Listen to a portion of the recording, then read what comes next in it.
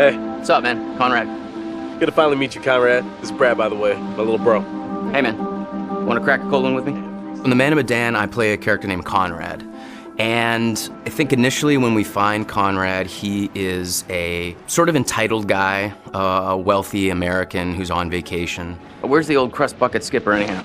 He's an adventurous guy. He lives off the cuff. He does what he wants. I'd invite you to make yourselves at home, but And I think that's kind of fun to play as an actor. He has no censor, he's no filter. So whatever circumstance he's put into, you know exactly how Conrad feels. And so it was kind of fun performance to start out being brash, kind of a silly guy, and just jump in and have fun with that. So is everybody on board and ready to go?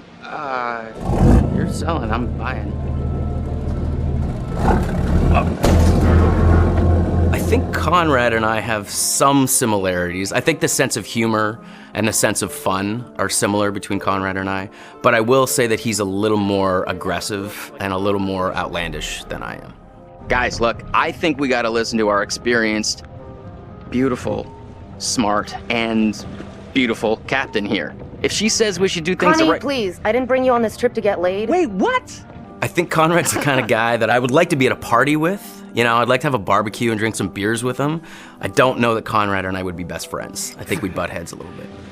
Right on, Bradical. I like the cut of your ship. It's jib. Don't ruin it. I think the scenes that I've had the most fun with so far are basically when Conrad is going absolutely crazy. I don't want to give too much away, but there's a scene where these sort of fishermen interact with our divers, with our core crew here, and he's just a bit of an asshole. Hey, we got damage here, you see this? We can take care of this, man. It's not a problem. I mean, what do you think, like $10 cover it? Oh, whoops, my bad. Let's make it 20. Okay. Hold on, I got this. Well, shoot, you think it's more like 30? I can do 30. All right. You drive a hard bargain, but I'm with you. Here, you know what? Let's just throw in the whole pot. That's yours. You go ahead. Let's go. No! He's just got an attitude. He's brash. These people are messing with his group, and he just kind of lets loose and talks trash to them. And as a guy who would never do that in real life, it's a lot of fun to just kind of let Conrad flow, say whatever he wants. You are an idiot. They left, didn't they? That doesn't make you any less of an idiot. You know, the only thing funnier than seeing you try to buy your way out of that situation is watching you put your money to waste. Got a smile out of you. Worth every penny. I cut. One of the most interesting and one of the key moments that sticks out for me is Conrad's decision in the first act of the game, either to stay with the group or potentially just take off.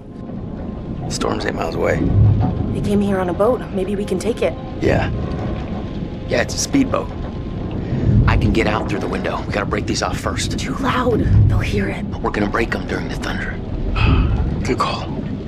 Don't leave us here, okay? And I think, again, this is what's interesting. Depending on how the player sculpts the story, Conrad can become a coward, essentially, and desert his friends and his family, or become a hero and stay. These fuckers need to pay. So that, to me, is very, very interesting.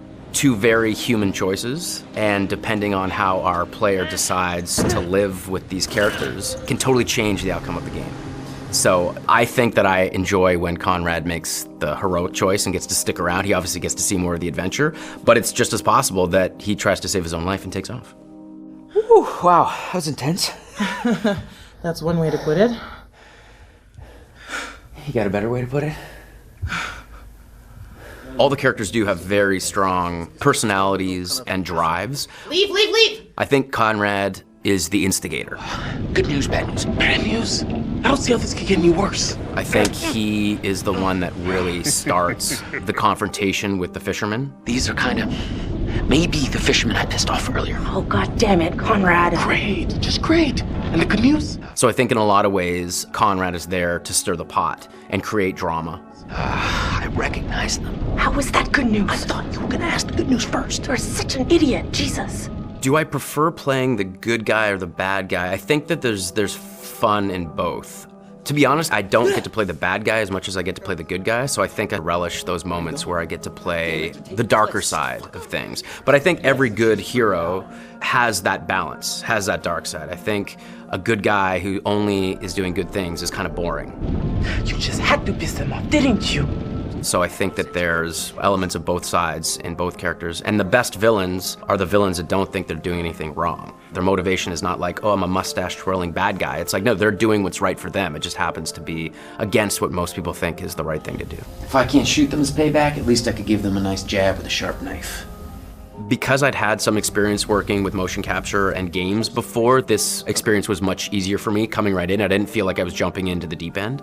What I really like is that all the actors are constantly there all the time. There's the ability to work off each other without the pressure of specific lighting and marks. There's a freedom to that I really, really enjoy. It's been really good. It's been very kind of a free experience as far as like motion capture performance.